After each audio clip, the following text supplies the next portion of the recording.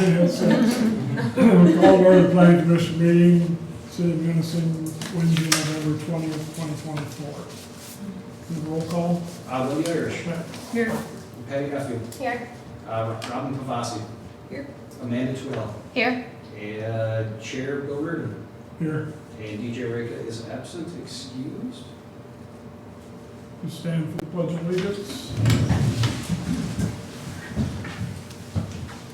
Pledge Allegiance to the flag of the United States of America and to the republic for which it stands, one nation, under God, indivisible, with liberty and justice for all. Brief public comment. Hearing none, acceptance of the agenda.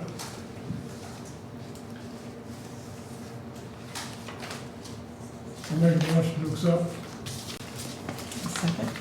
All in favor? Aye. Opposed? Carried. New business, approval of minutes dated October 23rd, 2024. I would just like to make a note on section J. It says, I suggested having a special sign committee that would get together for review of all sign permits, but I more indicated sign permits just along certain corridors in like commercial districts. So not all of them.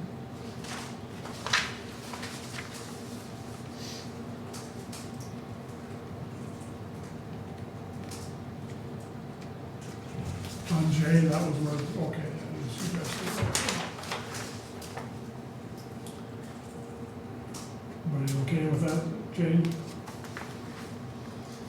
Make a motion to accept. I move we accept these minutes as amended. Second, A second. all in favor? Aye. Aye. Opposed? Housing needs assessment discussion. You're on that. All right. All right. Yeah, I didn't run know on if you in. had, I didn't know if you had a shroom or you wanted to get in. And if you just want to push the red button on the microphone, you're good to go. I talk really loud. I don't think you guys. I talk really loud. I don't think you guys want me to be microphoned. Unless you can't hear me, in which case you will be the first people in history to not hear me. Oh, do you want me to use it then? Oh, sure. I will push it back then, just so I'm not horrifyingly loud. All right. Everybody can hear me? Good. All right. So, hi, I'm Jessica Walter, for those of you who I haven't had a chance to speak with. And I'm kicking us off talking about the housing needs assessment that we have just recently sent you a draft of. You should have it in the digital package that you guys have.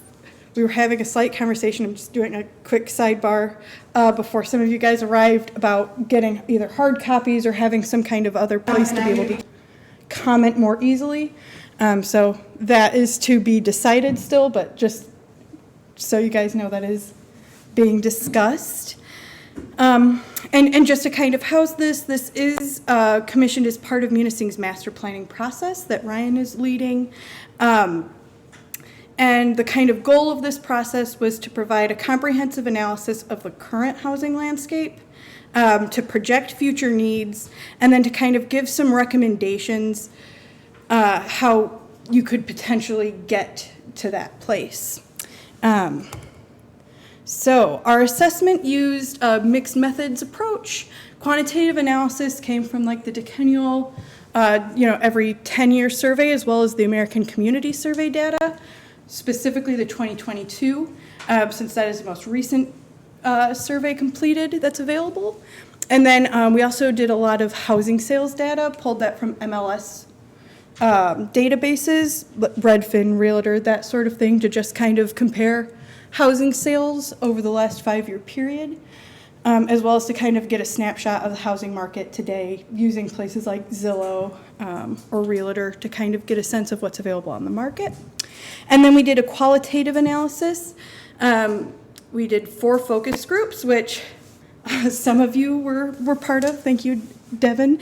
And then we also did some independent or individual interviews for folks who couldn't make it.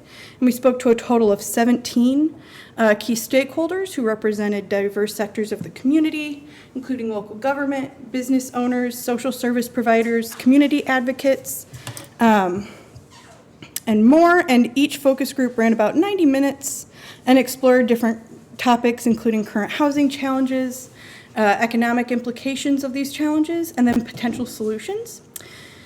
And then basically we combined these two things to just give context and nuance to numbers we were seeing and to give a more on-the-ground perspective of challenges as they're perceived by members of the community. So just doing a pure data analysis, this is going to be for anybody following along with the housing needs assessment, that first section that does more of the community data snapshot. Our key findings from that regarding housing stock is that we found that over half of Munising's housing units were built before 1960, with almost no new construction since 2000.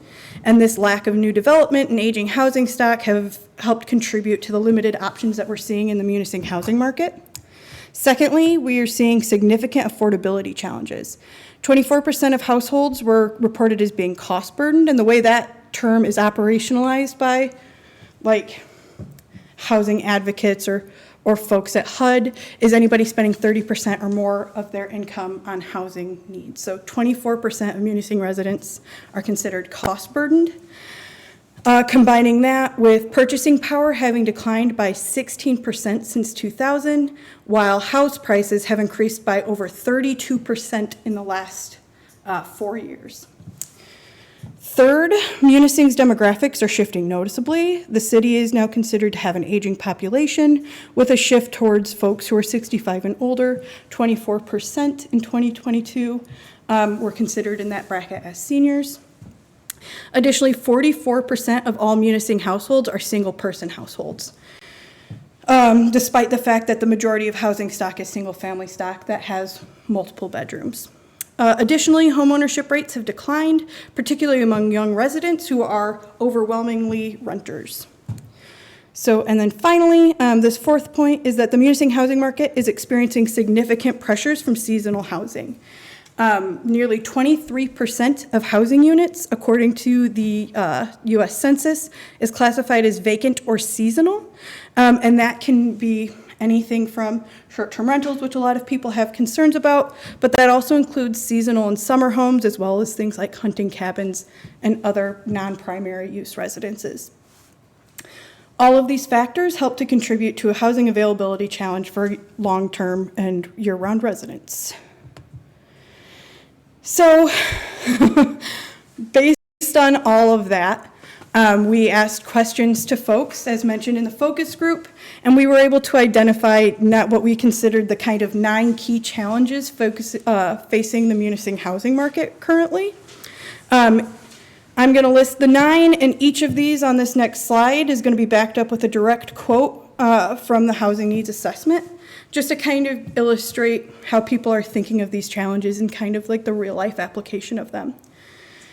Those issues, starting at the top, and some of these are going to be repetitive from what we just talked about, is limited housing stock and a lack of diverse options, affordability concerns, an aging housing stock, seasonal housing pressures, zoning or barriers to new development. That's more of like the economic end, versus zoning barriers to new development, which is obviously on the city's end, workforce housing shortage, and balancing growth and community character. Yeah.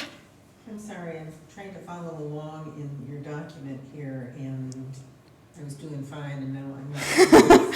I make a pretty significant jump, since I think almost like the first 40 pages are all just data So what snapshots. page would this be on in the document? That is a good question, probably around page 50 something. So it's pretty far down there.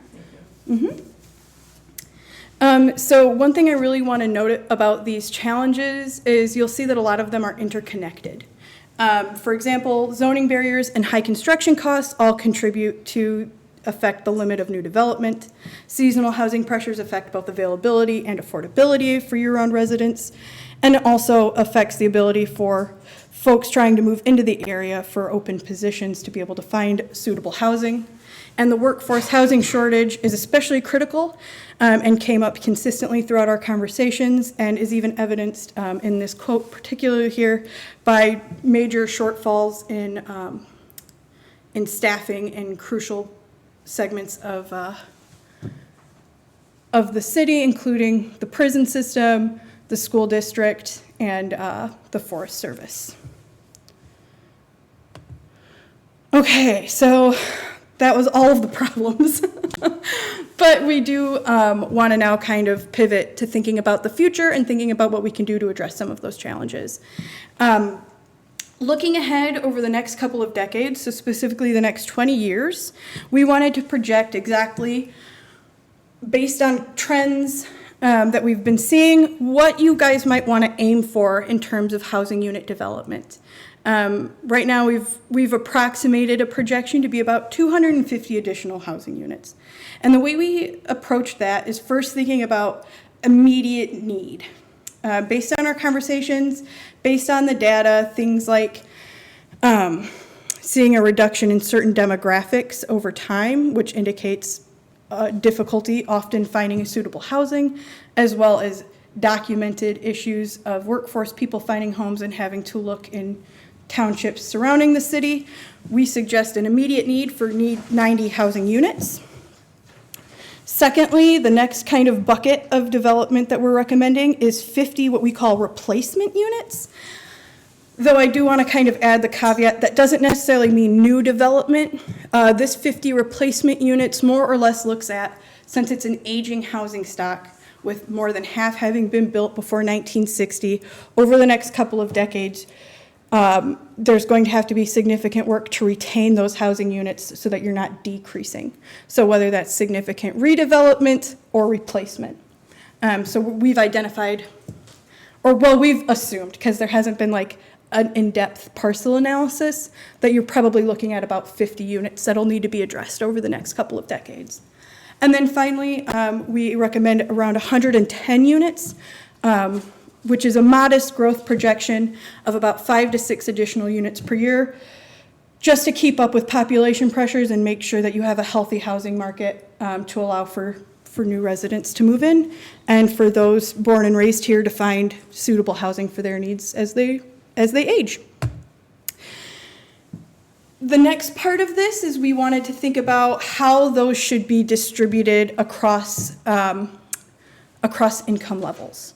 So the way we thought about this is using sort of HUD and housing standards, which is using what's called the area median income. For those not familiar, I'm going to call it AMI from here on out because area median income is a mouthful. This is set annually, and it's set at the county level. In 2023, AMI for Alger County was $72,100 annually per household. So they use that as sort of the sort of level for everywhere in the county. Our first recommendation is that 100 of those 250 units be allocated for low-income households. And just to be clear, the way that would be defined using AMI is anybody making under 60% of that 72,000 would qualify as a low-income housing. So just to kind of put an exact number on that, that's anybody making below $43,000 a year, any household making below that. This addresses needs of the cost-burdened households that were referenced before, as well as service industry workers who make up a large segment of the workforce here in Munising. Then we suggest that another 100 units should serve middle-income households. So that's those falling between the 60% and the 120% of AMI. Again, those numbers are there on the screen. That's between the $43,000 and $86,000 annual per year for the household. And that would support those workforce families that are coming in. So people who would work in the school systems, prison systems, things like that. And then the last 50% we recommend should target high-income households, which is anybody making above 120%. So basically think of that as anybody making like $90,000 or more as a household per year. This provides more move-up options and supports community leadership retention.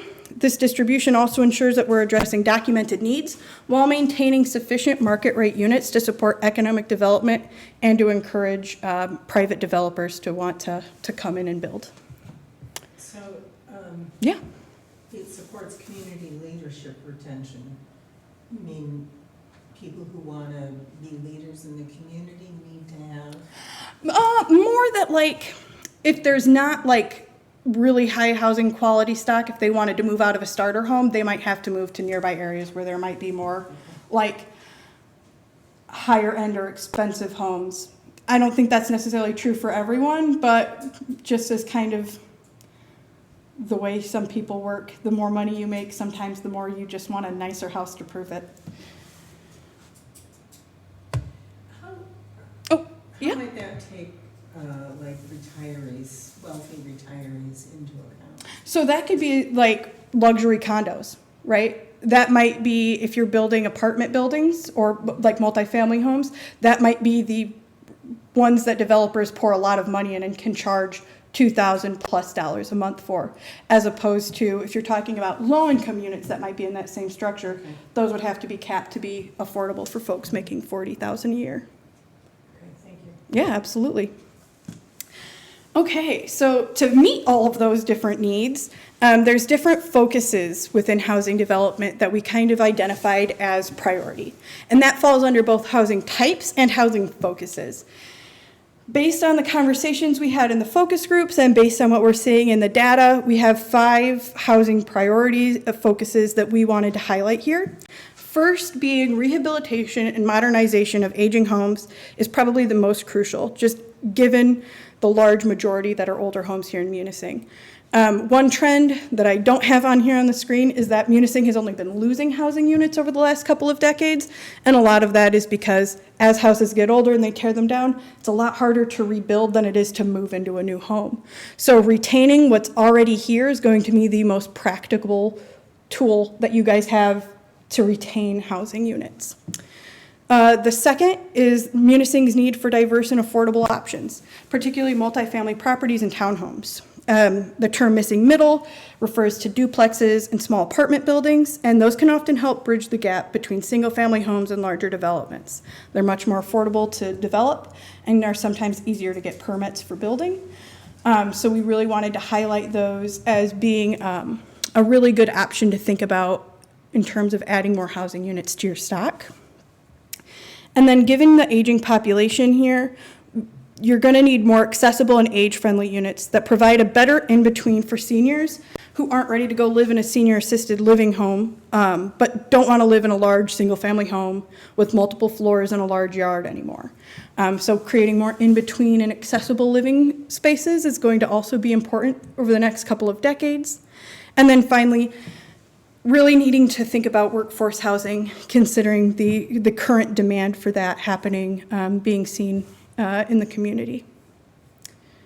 All right. So putting all of that together, I've developed 8 key strategic recommendations. That's what's in that handout in front of you guys. That's going to be the more in-depth version than what's on the screen. I want to kind of preface this with there's a lot of recommendations here. I'm not recommending doing all of them, right? I'm not trying to be and then accomplish everything. This is more a toolbox with some different strategies that may or may not be applicable or useful for you all. In the actual housing needs assessment document, I do include a handful of case studies that illustrate different ways that other communities with similar kind of tourism pressures and aging populations have addressed similar housing crises. So just highlighting that there if you wanted to peruse that later. But these key recommendations range from encouraging diverse housing development through zoning reform, promoting affordable housing initiatives through mechanisms like developing a housing trust fund. We recommend addressing the aging housing stock through rehabilitation programs, while also facilitating aging in place through senior-friendly housing development and initiatives, supporting workforce housing through employer partnerships and leveraging existing assets through in-depth property inventory and adaptive reuse of old buildings. All of these are pretty key strategies that can help make use of what's already here in the community. And then finally, finding strategies that work for Munising to help balance seasonal housing pressures and explore innovative funding mechanisms to make some of these recommendations realistic. And so, yeah, these recommendations are pretty much the foundation of the framework that we've suggested in the housing needs assessment. And they're what Ryan is going to try and take and translate them into a master plan. And that's my really clunky transition to Ryan, unless you guys have any more questions for me before I pass the mic. Have any more questions for me before I pass the mic? My question is, I feel like as a commission, we need to all understand what all of these things mean. And I have a lot of questions, Sure. about these items, and when might we ask those? I mean, I don't even know what they all are tonight, and it would take a long time to thoroughly discuss what you just said. Yeah. So when and how are we gonna do that? Well, and Ryan can correct me if I'm wrong. I think a lot of that is also going to be, with actual planning documents. Some of that is what Ryan's going to be translating into the master plan itself. Like, here's my, I hate to use the term academic overview of it, but this is like the very niche housing expert view of it. Ryan's going to kind of translate that more into like the planning commission's version of approaching that. He's got goals he's going to show you and sort of steps there. So that's one way that might make it more understandable. But also you can feel free to email me with any questions once you've had a chance to like read through it more. If you have any questions tonight you want to directly ask, I'm happy to give it a stab as well. Like I'm happy to get to that you're describing, however makes the most sense and is the most accessible for you. Me emailing you answers my questions, but I feel like we all have questions, and Yeah. we need to be, our understanding needs to be on the same page. Yeah. Absolutely. And again, So, is there ever meeting time, or, you mentioned a workshop or something about the sign ordinance last month, like a work session where we just, get nitty gritty and try to understand what you're putting before us? Yeah. Yeah, I was just about to defer to Ryan. I was like, before I just confidently say, yeah. Technically I'm following Ryan's lead on this since he's leading this project, but I'd be more than happy to kind of delve into more of this in whatever way makes the most sense. If a workshop is easiest for you guys, I'm happy to kind of explain these as best I can. I'm happy to send any literature on any of this if you want like good suggested reading. And I'm also happy to, well, I don't know, besides those things, but I'm sure there's other things I can list. I'm also happy to dive in if you can get coffee or something, because Okay, but others might, and we can't have there can't be more than two of us meeting at a time, right? Or it's. You can't have more than 3, Okay. so 4 is considered quorum. Okay. fair. I also have just, I don't know if you want like comments, or if you want comments in text, or because I'm, like comments on those things and our opinions on them, or how should we, in a similar platform of future workshop, or now, or what is the preferred method? Yeah, text-based comments would be the preference. Okay. But if we're in a workshop environment, then we'll record them there and capture them that way. I guess one of my biggest questions going in, and I've really been thinking about this since 2 meetings ago, Mr. Madigan was here, and he really kind of challenged us saying, well, what have you accomplished since your last master plan and since your last zoning ordinance? And to me, we're not a fiduciary body, and so we can't say, well, there has to be this money for that, and we need to set up a fund for that. We can't do that as a planning commission. Am I right? Correct. Yeah. So how can we make it as we do this document so that you know, John's challenge is answered. You know, if we say, I'm just really confused about that, because we can't bring in the money. You know, that would be up to the city, but yet the city is limited, and, So I think you're bringing up the $1 million question, is how do we move forward? What is the best path? And the housing needs assessment is essentially doing the in-depth look of, you know, housing stock, where we need to be in 5 years, give or take, I mean, with the number of units we need. And then from there, basically working that into the master plan, saying we have acknowledged that we have identified these as being goals, bring that into the master plan, and then work it into the zoning ordinance, which is the tool that the city has to implement the ideals set forth in the master plan. but the master plan, I mean, could there be a statement in the master plan, like, you know, we need to have income, what was the thing you liked the idea? A vacancy Oh, tax vacancy on seasonal second homes? So, Can we write that as a strategy and just say, okay, city, go correct and me do if I'm it? wrong, because this is gonna be your purview, but you're not necessarily gonna put that into a zoning ordinance. Your zoning ordinance is gonna be basically the framework document Right. for development of the city. Uh-huh, If you're gonna have items that incorporate, because some communities do have, if you're gonna be getting this many tax breaks from the city, which we don't have the ability to do, you then will have to make a payment to the housing trust fund of this amount, because in Michigan, that's typically how housing trust funds, correct me if I'm wrong, are funded, not through taxation. So there's a few different avenues that need to be fleshed out, but you're typically gonna put that in your master plan, because the master plan is gonna outline how are you planning to achieve that. The zoning ordinance is one tool, but if you're gonna bring in something like a housing trust fund, you're gonna have probably at some point a standalone ordinance that addresses it as well. mhm, So it's just not the zoning ordinance, but that's where it starts. mhm.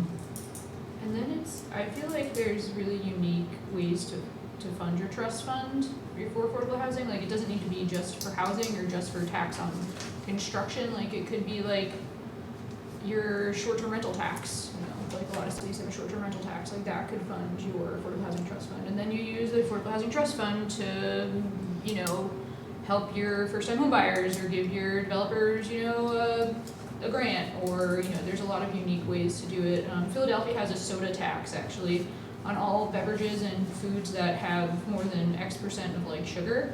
And they take that and they fund all of their rec programs, which is really cool. So it's like, because kids are like disproportionately targeted by like the soda industry, they're saying, how can we reverse this and make it impactful? So I think there are some really unique funding mechanisms, and like moving forward, I think whatever you guys propose to that end would be really insightful. But can we, to what extent can we propose that? The planning I commission? think we would just suggest it to the commission, who would then write an ordinance for that. And suggested in what way? Go to a meeting or add it in the master plan? I or- would say we do a resolution to formally request that the city approve an ordinance doing X or Y or Z. You could also have a joint meeting with the city commission Okay, and show them excerpts of the housing needs assessment and how you've incorporated it into the master plan as policy. uh-huh. And at what step would that take place? Like, as we're writing the master plan, or as soon as, you know, we've sat down and fully understood the housing needs assessment and can make specific recommendations? I'm just trying to understand how the process can be more effective than I feel it was the last go-round. Yeah, at any point, the planning commission can, even by motion, ask that something be passed along to the city commission for review and comment or direction or approval. So just for instance, when we got the proposal from QPAD to do the housing needs assessment master plan, we first bring it to you guys, who then make a motion to recommend its approval at the city commission level. That's typically how we try to get any communication between the two, because then it's in writing and it's showing that there's a formal request. Okay, And at this point, we don't have a member from the commission until they get the full commission and set up their Yep. committees. I mean, Mike Middleton at one point was the city commission's member on this. And until that changes, you know, there isn't a direct thing back continually to the city commission.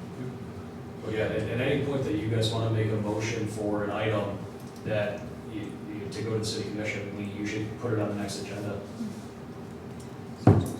I think motions coming from us is more effective than the liaison taking it back, because, you know, that just disappears into the ether. Yeah. The point of the liaison is to have somebody that knows a little bit more background and can actually discuss it, explain it a little bit more to the rest of the city commission who's not going to be as involved as that liaison. Mm-hmm. Okay. As you go into your 8 points there, on your number 5, your support workforce housing. Part A, major employees, you've got prison, hospital, and school district. Paper mill is a higher priority. The sheriff's department would be, and timber products also. It's just outside of town, but they've all got more employees than the school district does. Yeah, and I mean, I'm happy to, that was just kind of a list of examples, but yeah, I'm happy to, when there's comments, or even now, I can make sure to adjust that to include the paper mill, if there's anyone else you'd also like me to include. I think those are 3 of the bigger ones. Department of Natural Resources, is there, what's the field Of office? who? What's the field office in? Oh, the Forest Service. Service. The Forest Service Forest Service. would be, has more employees, I think, than the DE and ENR in Elgin County. Oh, yeah, me and I only got maybe 3. Well, maybe a few more out at Kuzna, I don't know how many are out there anymore. That used to be a pretty good sized facility also. I'm sorry, I couldn't hear I that. said that Kuzna used to be fairly good size, but not Yeah. near what it used to be. And we did talk to folks from the Forest Service as part of this too, so that's an easy one to incorporate in that list too. This was more of like a placeholder list of like, you know, people who employ people, but I'm happy to make that more specific for Munising, absolutely. And I think the only thing that I'm not either excited about or have clarification on, one thing I disagree with is point 1B, implement form-based code in certain areas. I find that form-based code actually restricts development largely than encourages it, and I think we probably want to encourage development. I think, you know, if we're going to set stricter standards, that's going to make it more difficult. I think maintaining community character is important, but I don't think that,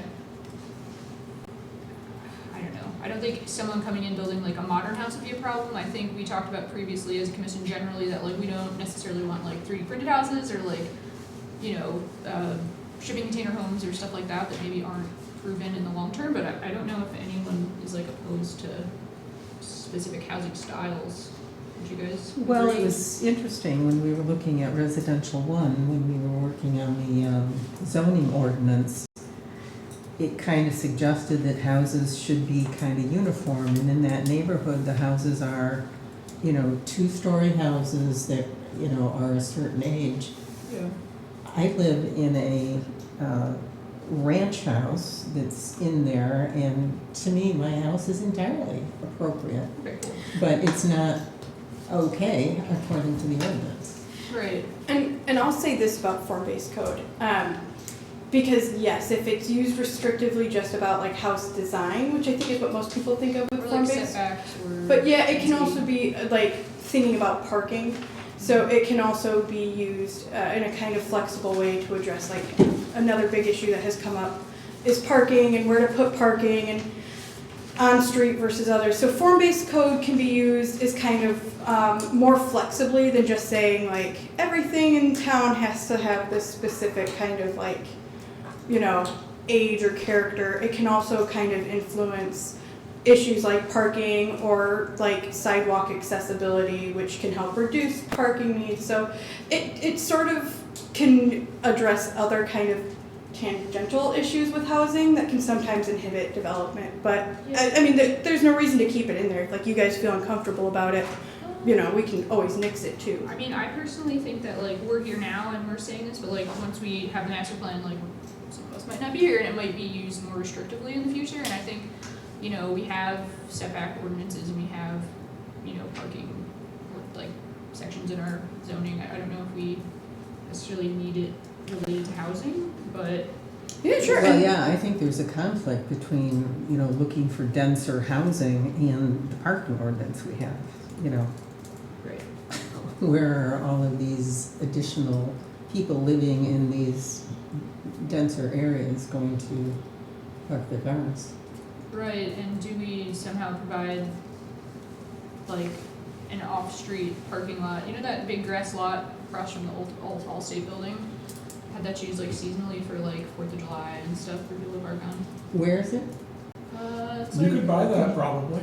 I can't, but Where is it? oh, it's like it's Cherry Street where it comes into M28 and then just the big, you know, just Oh. a big chunk of Yeah. people park their RVs on it, sell them, whatever. But like for The circus Where is the there? old company garage was. just for all of the It's like just down from the Dairy Where Queen. the old, Yeah. where the old county garage was. Yeah. so Okay. anyway, but Kermos used but to have there's their big white house there with all the white cabins.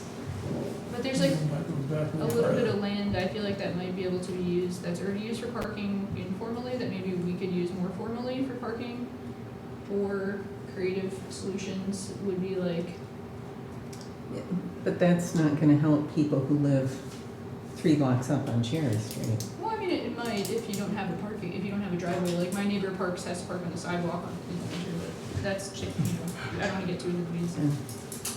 And just to kind of say too, like anything in here, it's more a list of like other ways people have approached issues as opposed to a direct recommendation of implement all like, I think that would be like 27 items, right? Like that's unrealistic and some of them aren't gonna be applicable to municing. So things like form-based code, like it's more or less just listed in here as a way, like I mentioned with things like parking and like where to put parking for an area that's restricted. Sometimes form-based code can help approach that in a way that makes developers less uneasy. But by no means am I saying you should implement all of these. Oh, for sure. You know, that would be, but if there's one in here you don't even want listed in case somebody tries to take it in a direction you guys are uncomfortable with, I'm more than happy to remove it. I don't want there to be things listed in here that doesn't feel reflective of something that you would even consider, you know what I mean? I mean, I feel like that about 1B. I don't know if you guys do, but I mean, I think there's a lot of other options that are feasible in here. I think we all need to understand more clearly what form-based code is in the different iterations of it. Yeah, I like this as just like giving us ideas to like just really digest for a bit. Mhm. Yeah. And kind of just, and then like the next step, really understand a little bit more. If we have a workshop, we're not talk about it more in Mhm. depth. Yeah. And then make some more concrete decisions based on it. Because right now, I mean, I'm looking at things on here that I'm not very familiar with either. And I would love a better understanding as well before I say yes or no. Absolutely, and I think putting things in here that may or may not be like super familiar was kind of one of the points I wanted to do as well. It's a menu of options that have been used across the country to address housing in different creative ways. And some of them, like I said, aren't going to work for you guys, but some of them, as you read about them, it may be just something you'd never heard about before, and the more we dig into it, it might be something that you think, this could actually be really beneficial for munising, so that we don't have another situation where, you know, you have John asking you why it didn't work last time. Mm. And so I just really wanted to create a really large toolbox for you guys to sort of start sorting through, start thinking about, and then, you know, use at your own discretion. And then, of course, I can edit this list or add more context too, so it's more useful for you going forward. What is the timing threshold for us to decide which ones we like, so that you guys can be on task with your master Yes. plan? I'm gonna go ahead, I think this is a really good segue for Ryan to take over to explain how this is going to be used for the master plan, because I think all of those timeframe questions are probably best answered by Ryan, since my participation in the master plan pretty much ends at the housing assessment. So I could tell you, we could spend another year digging into this, because I could probably spend the next 5 years talking housing. that's not practical for you guys or for Ryan, so I'm gonna let him get into the practical side. I want to ask you one more question. Yeah, please. As I went through on one part of it, of population change in the county and then in the city. Mm-hmm. Is there any way you could get us the population change for Munising Township and Train Township? Absolutely, For that same period of time? absolutely. I can expand that section and Because- include more comparisons. Because Mhm. that is where a good part of the city population has gone, is into the townships. Yeah, I Well, can add that. and I would also like income data for The, those. you've lost a little over 500 people in the last 20 years in Munising here. And in the county, we lost about 1,000, so half of them. Came from Unising. Yeah. in Munising. Yeah, I would be more than happy to add, I can add some tables where it just compares population change with your guys' most, like, immediate neighbors. Those are the two that I would like to see in there. Absolutely. Thanks. Thank you. Yeah, you got it. Great. Hi, I'm Ryan Susi. I'm also a planner at QPAD. I want to thank Jessica for laying the groundwork for the housing work we're going to do on the master plan. And so I want to reassure you that we're not taking a deep dive into the master plan's housing section today. We're going to be really superficial about this and just address where we think the gaps are between the existing master plan and what the priorities were in the housing needs assessment. So we have the master plan here. It contains the needs and the issues and the strategy for housing development in Munising. I printed off excerpts of this chapter, and you have them in front of you now. So themes that are in the 2020 master plan are finding the right balance regarding short-term rentals, improvements to housing stock, the missing middle and neighborhood infill. And if you're not familiar, Jessica already addressed the missing middle, but it's a vast majority of housing stock is either single family or it's large scale multifamily, and there's not much in between, say, townhouses and cottage courts and duplexes and triplexes and fourplexes and those types of things. Another theme we have is housing affordability here in the city of the city of Munising, and how much it's grown in the past 5 or so years. Then we talked about this target market analysis on housing that was done in 2016. It wasn't really used for much, and I think a lot of people did not understand it and the language that it was in. That was a product that I believe MISHDA and we collaborated on with MISHDA through the Regional Prosperity Initiative, which was a Governor Snyder initiative. And it was just a little too arcane, I think, for some people's understanding. But now we have the housing needs assessment, which is much more readable and I think will be a good direction for a lot of this. Also mentioned in other chapters, aging in place and renewable energy and energy efficiency. And then we have the strategy. We have a number of goals in there. Goal 1 is for maintaining the appeal and character of Munising's neighborhoods. Goal 2 is for increasing the housing stock across multiple types. Goal 3 is to support home improvements, focusing on seniors and persons with disabilities. Goal 4 is to provide new options for the development of missing middle.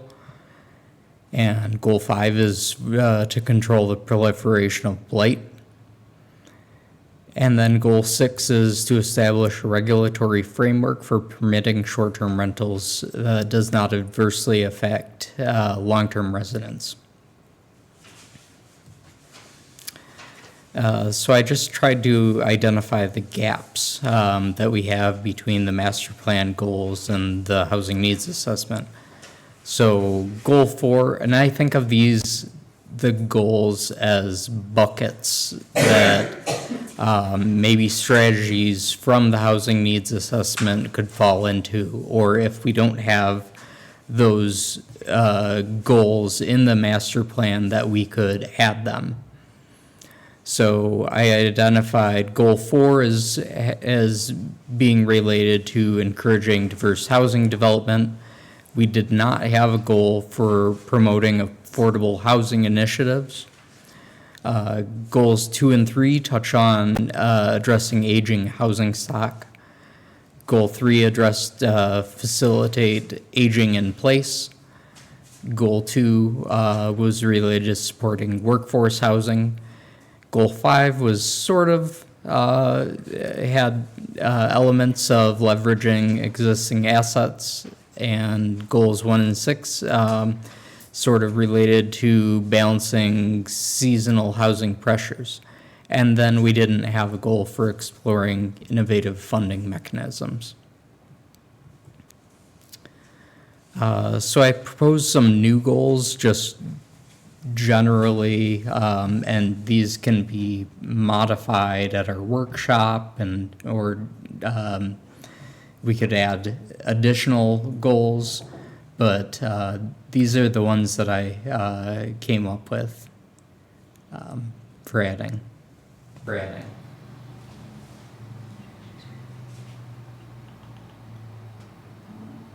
Instead of energy efficiency, I feel like it should be more targeted to like essential systems, like, or making sure that homeowners have access to not just low-income homeowners, but like access to like roof repair, furnace maintenance assistance, things like that for your essential systems. And energy efficiency is really great, but I think a lot of people are struggling with just like basic needs. And like before we go into like Energy Star windows, it'd be good to like make sure we have siding on our houses and stuff like that. So. Yeah, I was thinking energy efficiency because a lot of the funding right now, because of the Inflation Reduction Act, is really focusing on home energy efficiency and reducing housing costs that way. There's not a lot for those bigger things, like new roofs and Like bigger Yeah. things like what? like roofs. Although I will say, and I only say this coming from having worked in the energy efficiency sphere for a while before now, is that you can kind of bucket those things into energy efficiency pretty easily with grants because of weatherization. So if you can house it under like insulation, which also includes shell, so siding, roofs. So that actually does fall under a lot of those grants for energy efficiency. It's just being very careful to word it as energy efficiency so that you're applicable for those. Fair. As long as we can clarify within that bucket in a way that doesn't preclude us from applying for those grants, I feel like just so everyone understands what we're actually going to use it for, that would be. Sure, it doesn't all have to be high efficiency dryers and, Yeah. better triple HVAC pane, system. like, Totally. or going into it, So yeah. what was the language you used? I don't know if I said like critical systems or like, but just like weatherization, like roof, siding, windows, like the shell, the building envelope, and then HVAC Okay. stuff. What's HVAC? Sorry, Insulation? heating, ventilation, air conditioning. So I haven't heard insulation mentioned.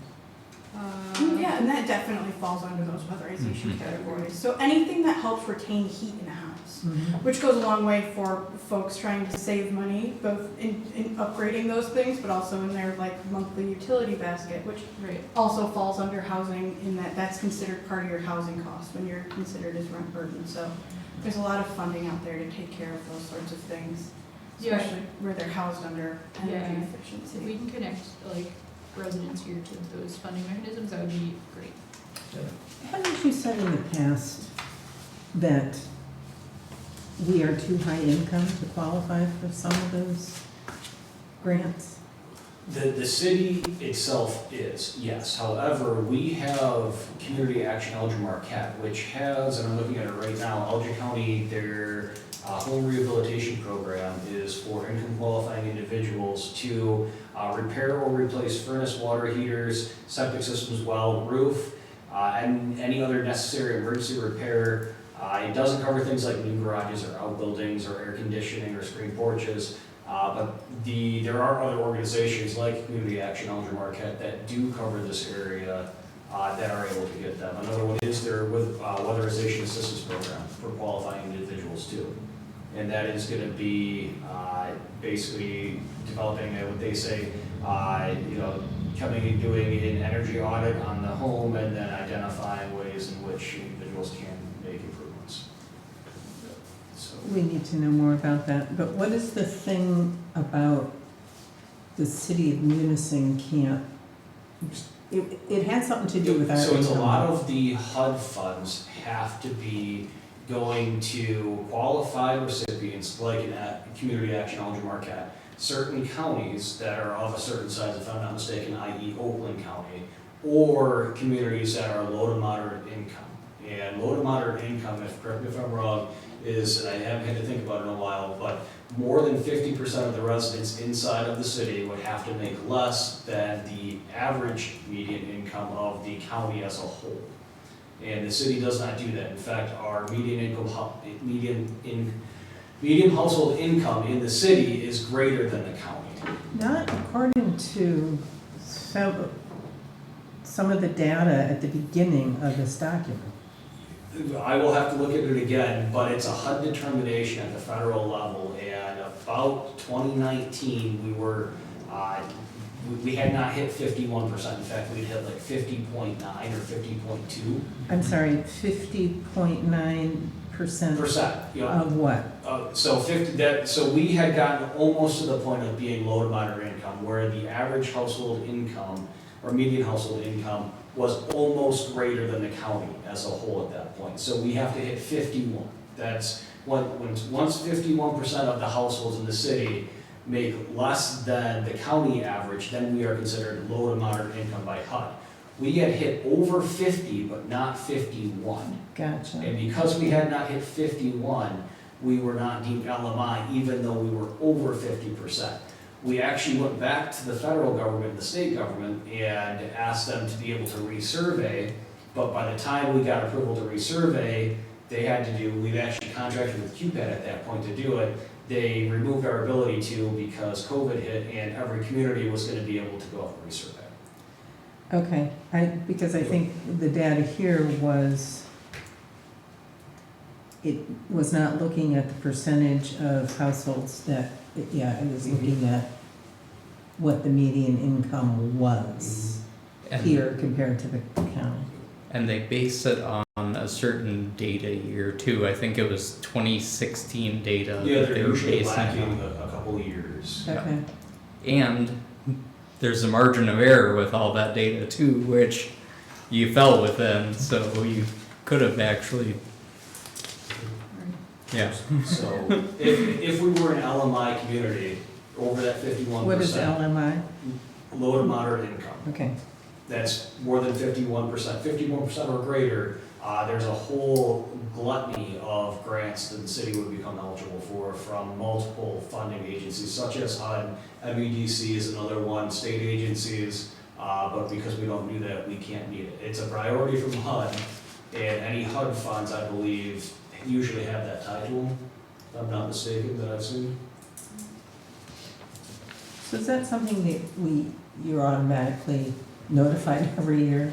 You made 51% or you're, So they come out like every 5 or 10 years. oh, shoot. So they've been pretty infrequent, and I Yeah. think the last one was 2019, if I'm mistaken. I haven't looked at any more recent numbers, but. Does that include like the people that have summer homes here?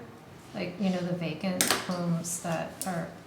I don't know the methodology behind HUD's. Okay, I think it depends on where their ID says they're a resident of. So like, if they're only here in the summer, but they stay there and be a same resident, and they pay their taxes here, even if they're gone all winter, that would include them. If they have a summer home here, but they have a permanent, Lansing ID, Yeah. so it all just depends on where they registered to vote, basically. that really skews things a little bit. Also, just to clarify, all of the buckets that you talked about, the 8 buckets in the housing needs assessment, technically, we will want to select what combination of them we would like to put into these proposed new goals for the master plan, correct? You're not limited to. No, I just mean like, but we wanna take her research basically and put it into this last slide, the proposed new goals, right? Yeah, Basically. yep, that's exactly what I'm proposing.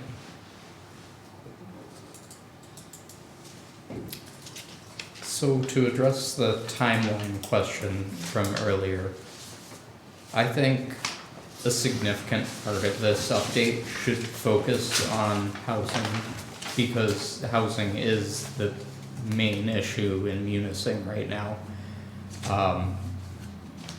There's other sections of the master plan which we could update, but it's not gonna make a huge impact. I think this is where we could have a significant impact, so I'm happy to spend more time on this section and have multiple meetings on housing and hold a workshop and all of that. So if you're willing to do that, then we can. Cool.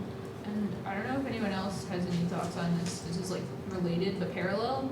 Are we addressing our balance of commercial to residential zoning in the new master plan to see if some of our existing commercial property can convert to residential property? Haven't made it that far. Okay, So, that would be it's definitely something that we can work with QPAD on as we get into that portion of the project. Okay, I don't know if you have like a tax base analysis for like what the Munising's threshold commercial parcels needs to be to make your annual taxes or not. But would be useful to see if we can convert like that big vacant metal building next to the brewery into like housing on Main Street that's just sitting there or something like that, because it's commercially owned right now, so it's like you can't, because then you commercial on the ground floor and stuff like that. No, that we can definitely run that report. Because inside of our assessing database, we have either residential, tax exempt, which is like city and municipal property, or the Churches. Forest Service property, and then we have commercial. We have the commercial in there because there's usually, or historically had been a personal property tax parcel tied to that real parcel too. So yes, I can run that report. Okay, cool. That would be great. And we could address that in a future housing meeting and lightly, and then once we have that data, we can dive into it more when we talk about land use section. Then absolutely. That'd be great. Yep. Something that happened when we were doing our zoning ordinance was I felt like the burden of providing more housing fell on certain zones within the city, while other zones were just kind of exempt from any increase in density. And it just really, I'm a middle child, fairness is an issue. It just didn't seem fair that, we were always looking to residential one and, to figure out ways to squeeze more people in. Whereas other people who maybe paid more for their property didn't have that burden. That's fair. I think related to that, while parking is a problem, possible in houses with existing driveways to make it so you could have an in-unit ADU, so you could basically make duplexes by right in all residential zones if they have off-street parking. And that way you could maybe get some grants at either the state level, or we could fund them through our trust fund to say, okay, you know, my neighbor lives in a 7-bedroom house by herself. She could transform the downstairs into, you know, her own suite and rent out the rest, you know, and that way she, 1, has income as she's retired, and 2, her whole house is utilized, and 3, she has a driveway, so parking is not an issue, because you can fit, you know, 2 cars in most of the driveways. So I don't know if, from a zoning analysis perspective, if anyone is like heavily opposed to that. Yeah, so with the last zoning update, we do allow accessory dwelling ADUs as a conditional land use in R1, R2, L2, lakefront commercial and transitional as a special land use. And then also townhouses in all of the residential districts except R1, in multifamily dwellings in all residential districts, stacked flats, and then we went with prefabricated houses and special land uses. Okay, so what are the financial implications of coming in with a conditional land use permit as a single-family homeowner? Just curious. As in like the application fee, or? Yeah, or just like, are you required, does the township provide, sorry, we're a city, does the city provide some of like the review, like if the review So for it, or we, how? yeah, that's actually what our staff does for the zoning side of it. Right. Basically the setbacks, the, you know, do you have good parking, do you have everything off street? But I think a conditional application is $250 right now. Okay, that's not terrible. So I'll have to double check that. I know we updated them with when we had to go to the Mining Journal as our paper of record. Because the majority of our costs is actually the printing of the public notice. Right, okay, cool, that's good to know.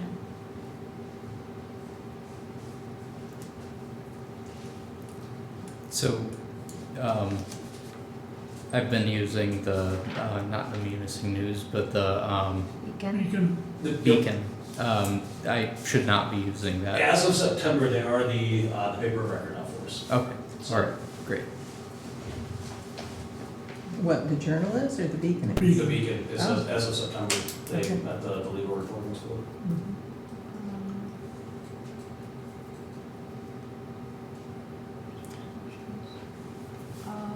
Is there, when we go into the workshop meeting, I would find it useful, Devin, if we could have kind of a list of things that would be acceptable incentives for the development of affordable housing, like if it would be a pilot, like a payment in lieu of tax, or like a tax write-off for a property owner that sets aside units, if it would be like a connection fee waiver, if it would be like we're giving them land, like some of the things that you would find appropriate for us to offer developers without taking advantage, but since it is so expensive to build here, like offering a financial incentive, and I see they say create incentives, so I'm assuming that's a financial mechanism, so we can workshop that. Yeah. I would be able to put together a pretty, wide swath of information.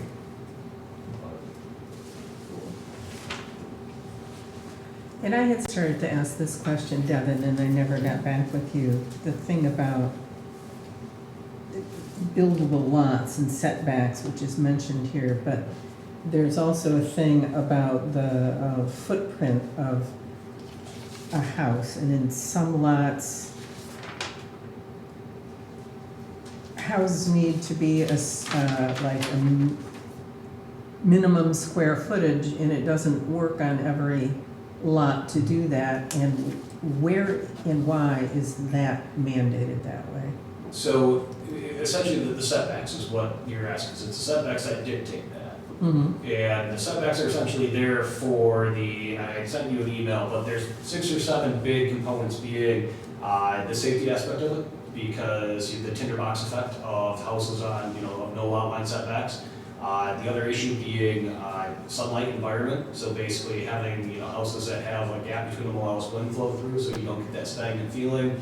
A lot of it's gonna be aesthetics, is if you have 3 houses that are set back 20 foot, and then you have one in the middle of the block that's set right up against the sidewalk, is that really aesthetically pleasing for a neighborhood? Other things could be safety too, is that if you have a driveway that's next to a house that blocks your view looking out in the street, is that safe as well? So there's a pretty long list. The other thing that I get a lot here is a lot of our old housing stock on 30 or 33 foot lots is people hate pulling their trash around because our trash trucks can't get through the alleys. And people scream at us that, why does the trash have to get picked up in front? I have to walk it around the block because I don't have room to go next to my house with even just a trash can.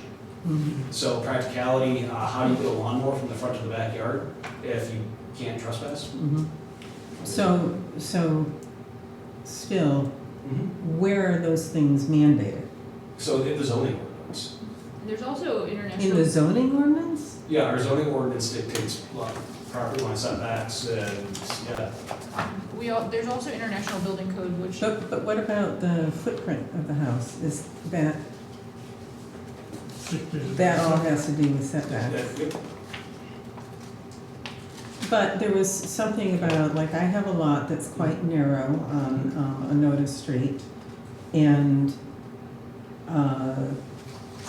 the size house you could put on that does not meet that minimum square footage. A variance was allowed. What? A variance was allowed in order to put it there, that Well, more than likely. so, or it's an older row house. I mean, we didn't have zoning really in effect in the city until 1992. So before that, it was pretty much the Wild West around here.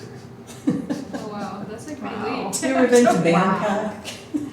So there's a lot of older houses, like the row housing from the mill. So like I live in a row house where me and all 8 of my neighbors had the exact same footprint house from boom, boom, boom, boom, boom, all the way down. In fact, I had one house, between my neighbor removed, and I can still, reach out and could, throw a frisbee to my neighbor, even though we have a house that's removed between us, where that goes. And that difference has actually been something, and I think I write about it in the housing needs assessment. If I didn't, I meant to.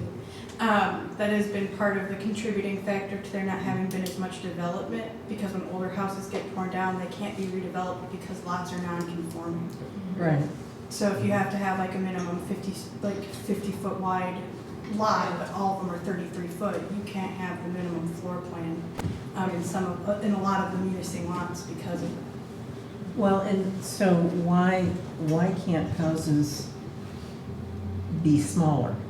Well, and that's one of the things that could go into something like form-based code is one of the things that can fit in that, or you could change from setbacks that are feet defined to a percentage-based setback. So instead of saying you have to be X amount of feet from the property line, you could say that only something like, I'm just throwing a random number out because I can't think right now, 65% of the lot can only be utilized for. With a minimum setback of 3 feet or something. Yeah, exactly. So I'm seeing more and more of that as well, because, when I sent that email to you, I researched a lot of our zoning ordinances in the UP for our near peers. And we actually have these, what I was able to find, these smallest minimum dwelling size at 700 square foot. And I believe the next closest was 800, and there was a couple of them at 1,000 or more. So it's one of those where we're already on the low end of that spectrum. But there is the kind of the movement now, flexibility of what you're seeing is side setbacks, not, left side or right side, but side setbacks of 12 foot with no side less than 3. So you can put it all the way over on one side, no less than 3, you have all this room on the other and vice versa. So there's a lot of different ways to start addressing setbacks than your more traditional style like ours is right now. And so At this what point, there about would be variance houses for that. even smaller than So our 700 ordinance square is feet? it's 700 square foot housing minimum, so. I thought you'd said in the past, though, that you just can't go below 700. Correct, our ordinance states it cannot be less than 700. Okay, but a variance could allow that. Correct, but you'd be hard pressed to get a variance because you wouldn't meet the tenets of a variance. You wouldn't meet what? The 4 tenets of a variance, so it has to be only on that property, it cannot be an issue with your surrounding properties. So all of the properties around you have that same 700 square foot minimum. So essentially to get a variance, you have to prove that it is an anomaly, that there's something intrinsic to your property that's not affecting all of the neighbors in the surrounding area, that it is a need and not a want, and there's a couple other legal tenets that have to be met, but that would be one that would be tough. So could we just rezone all of those smaller lots for micro homes and establish a new zoning district that more appropriately allows for housing there? That or overlays that, yeah. One of the little pictures of housing types you showed was little cottages. And boy, if we're talking about housing for seniors, I mean, that could just be ideal, Mm-hmm. absolutely ideal. Sounds like a great idea.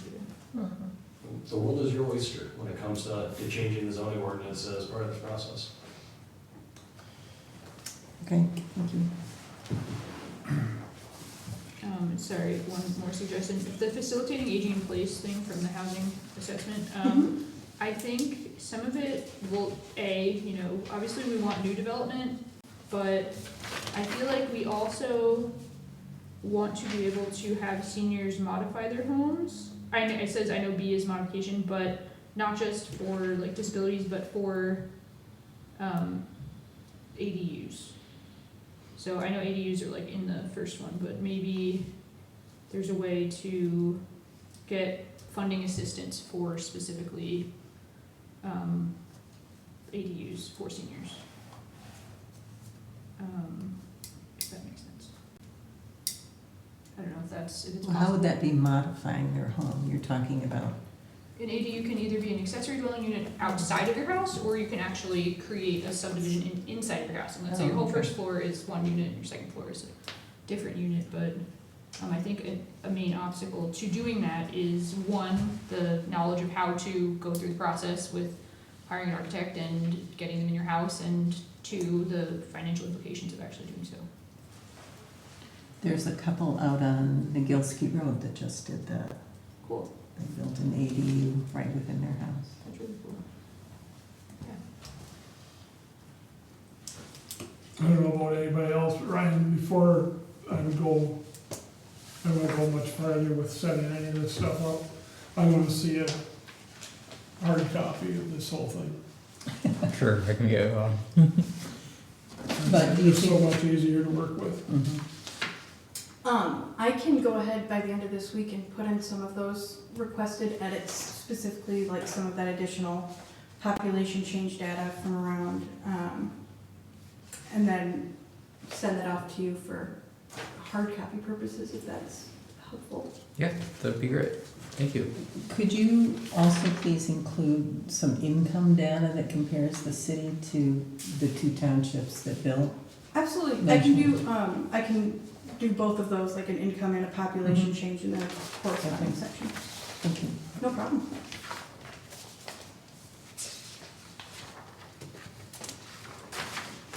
Are we gonna have subsequent meetings on other sections of the master plan, like this one, or We can if you like. I just don't know usually? I think we said in the contract we were gonna do 12 meetings. I don't really, we can have more meetings than that. But we gotta stay kinda close to 12, so, yeah, we can talk about it and see what the primary issues are and, yeah. Yeah, and that was just a question, that wasn't like a we should do it, I was just wondering what your plan was. Yeah, So we if the can- answer is no, I can. We can be flexible. Okay. Yeah. I'm wondering if we should talk about when we might have a workshop and, get a date on that.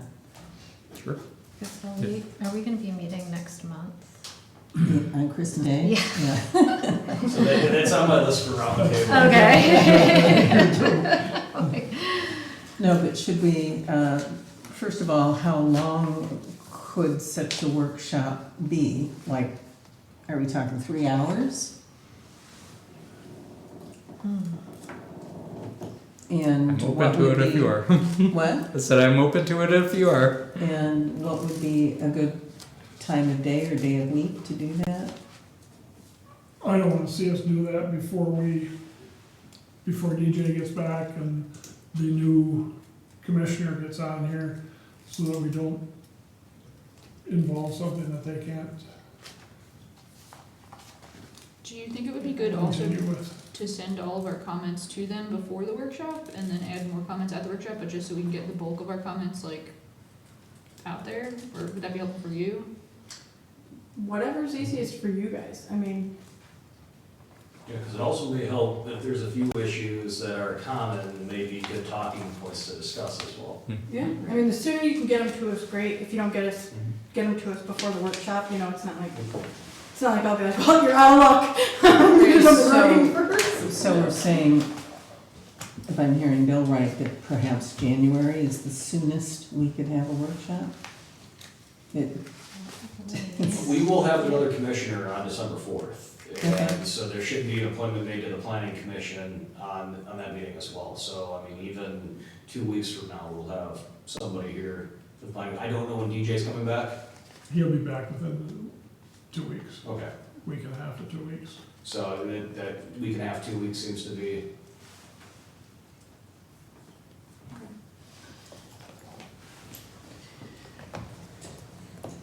And it seems like the liaison from the city commission would happen real soon. December That's 4th. good. December Oh, 4th. okay. Yeah. So, I know it's Christmas, I don't have little kids running around, but could we do it in December?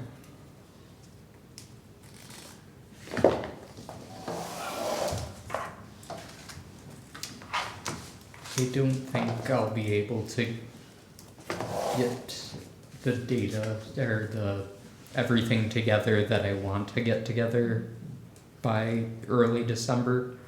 Okay, And then I'm taking off the whole Christmas week, so that might be kind of tricky. Should we have a workshop internally and then just hand them our feedback? Would that be useful or no? yeah, I think we might end up like if we're looking at this one document that Jessica went over. We might have questions that we don't understand everything that's in here. Okay, I mean, I can largely, I build affordable housing for a living, so I Okay. can largely help with that. Okay. If they are not available, obviously it's ideal to have them because they are doing the project, but in the event that we do have to do it internally, I think I could probably bridge most gaps and maybe we can do it on, can we do it on Zoom and just have, no? I don't think that would be effective. Okay. So we're gonna have to public notice the workshop, and it's gonna be subject to all May, and in Michigan, we can't have virtual meetings. Oh, wow, okay. Got it. Anything else, Ryan? I think that's about it. Oh, so are we gonna try to set a date or no? Yeah, sure. I have most of my January open. So the second is a Wednesday, no? Yes. Thursday. A Thursday, okay. So the 9th is a Thursday. What about the 8th, a Wednesday? And I'm hardly one to speak because I don't work and I don't have kids. So. Let's do it at 9 in the morning. Get it all done. I don't know, could you throw out a couple dates that you have? Let's see. I could do Tuesday the 7th. I could do Monday the 6th. I could do Thursday the 9th.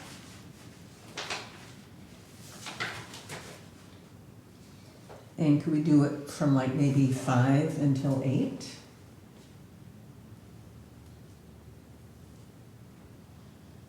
That would be fine Because with me. 6 till 9 just seems too late. So any input from anybody else? Mine would obviously depend on my work schedule, so I don't know, I couldn't. Oh, okay. You can't know it ahead of time. I don't have my schedule all that far now. Mm. I just have to make sure that the ball and chain is home to take care of the kid. whoever's city commission, I think there's only one of them that's not really retired anymore, so we're gonna have to be working around their schedule also. Yeah. Probably Bob is the only one that, And my husband is really bad with Yeah. calendar. Could Lisa send out, Through a like, calendar. does she do survey monkey or anything like that? Will call me. We can. We just need to know which dates, like what range to send it out for, she's like 2 weeks. How about, Let's see, the week of the sixth The week of the through, the week of the sixth and the week of the 13th. I know I can make one of those days work. Yeah, Okay. I'm personally not here till the 8th, but feel free to meet without me. I will send my comments in text form to someone. I'm sorry, you're not gonna be here the 6th or the 7th, is that what you just said? Yes, the 6th through the 8th, I will not be here. Okay. But don't worry about me. You can totally meet without me. I don't mind.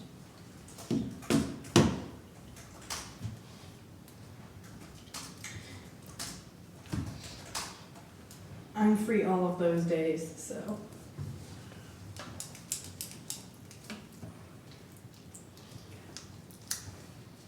I guess I'd prefer going into the week of the 12th of January. That's a Sunday, but that's the week. The meeting that month would be on the 22nd, right, Devin? 4th? It's weird seeing 2025 2025 on my calendar, looking at January, it's kind of like really throwing me off. January's meeting is scheduled for the Wednesday, the 22nd. Yeah. I'd say a week before that, if possible.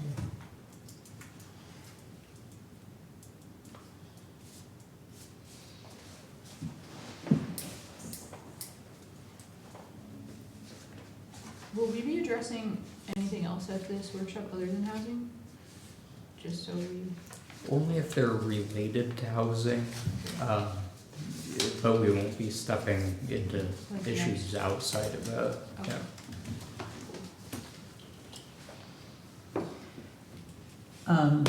So is somebody waiting for somebody to say something, or? Have we reached the decision, Survey Monkey's gonna go out? Okay. Hold a workshop for HME/Mel, master plan, and send out email to find time and date during the week of January 6th and January 13th. Okay. That's my note.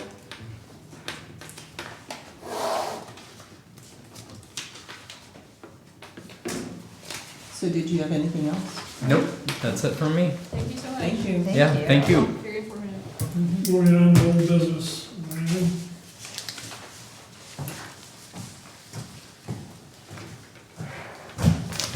We haven't got any farther with it, talking about that sign ordinance that, Mr. Van Landschuh brought up, or anything there. I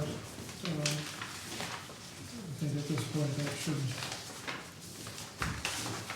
So with the sign ordinance, one email I did send out was to Ryan to see if we can incorporate a portion of signage into our community survey for that master plan update. Oh, okay. Is just to get a community-wide take on signage. So then you guys have something you can go off of that's a little Yes. bit more, Grounded, yeah. Wider perspective. the only other thing I've got under old business, I should have mentioned something about it the last time, was thanking Mike Nettleton for his service on this commission. I don't know how long he's been here, 8, 10 years at least, probably more than that. more than that. Yeah, 'cause I think I've been here close to 10.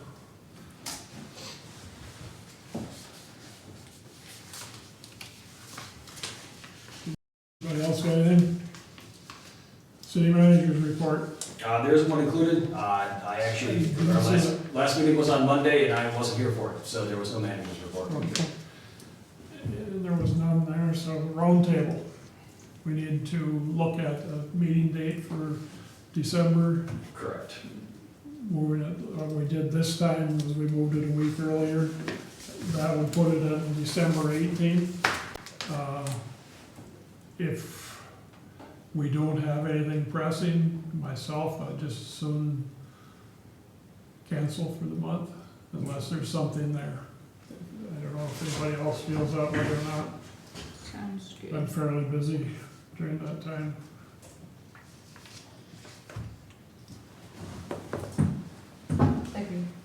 I totally agree, December is so insane.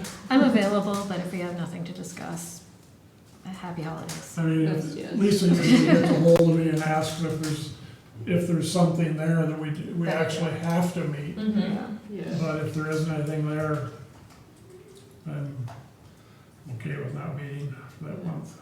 I'm around on the 18th too, if we need to meet. Yeah, but Obviously happy to cancel, so. Anything else on the round table? Brief public comment. Being none, no motion for adjournment, I move to adjourn. Second. all in favor? Aye. Alright. Opposed? Motion carried.